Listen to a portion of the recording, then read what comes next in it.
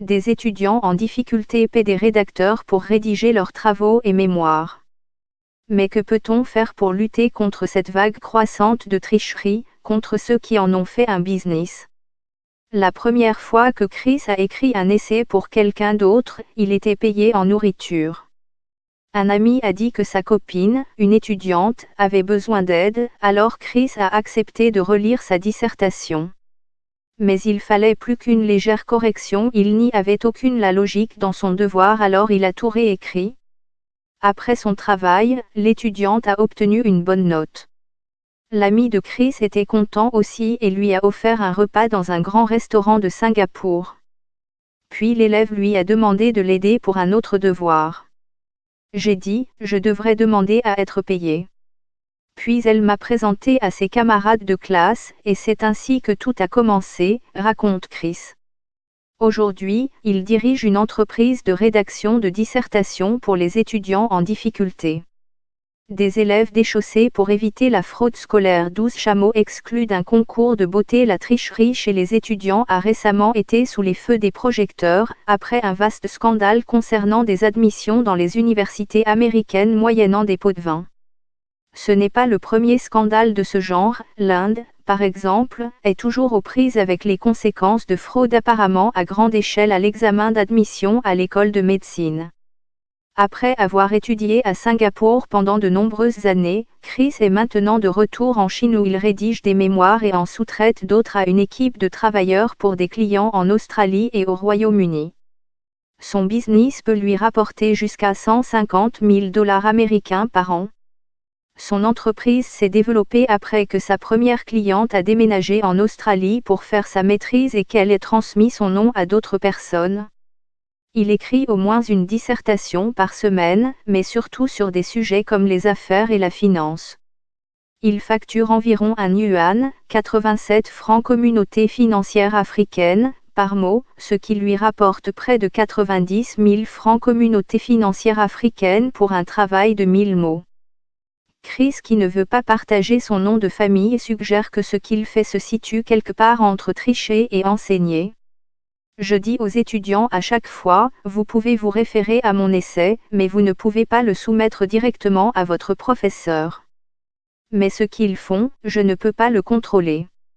Il y a certains étudiants qui apprennent de moi, donc je pense que c'est dans une zone grise. Parfois, il dit qu'il veut refuser. Je me suis dit que je devrais arrêter parce que c'est de la triche, ils n'ont rien appris de moi. Puis, un mois plus tard, il m'appelle de nouveau pour me dire, pourriez-vous m'aider à nouveau, s'il vous plaît, parce que je dois réussir ce travail pour obtenir mon diplôme. Alors je dis ok, si c'est le cas, j'aiderai juste cette dernière fois. Je veux vraiment qu'il apprenne, mais c'est difficile. Gareth Crossman, de la Quality Assurance Agency du Royaume-Uni, adopte une position beaucoup plus stricte. Il croit que, en plus de miner leur propre éducation, les actions des élèves ont des implications plus importantes. Il trompe aussi la société au sens large, parce que vous ne voulez pas que des gens qui ne sont franchement pas qualifiés entrent sur le marché du travail, dit-il. Le Royal College of Nursing s'est inquiété de ce phénomène, les infirmières n'ayant pas les qualifications requises. Crossman cite une étude publiée l'an dernier par l'Université de Swansea, selon laquelle jusqu'à un étudiant sur 7 dans le monde pourrait tricher de cette façon. Il ne s'agit pas d'un phénomène nouveau, ajoute-t-il, mais d'un phénomène qui a pris beaucoup d'ampleur en raison des progrès technologiques, souligne-t-il. Il se présente comme un service d'aide à l'étude sur mesure, tout à fait légitime.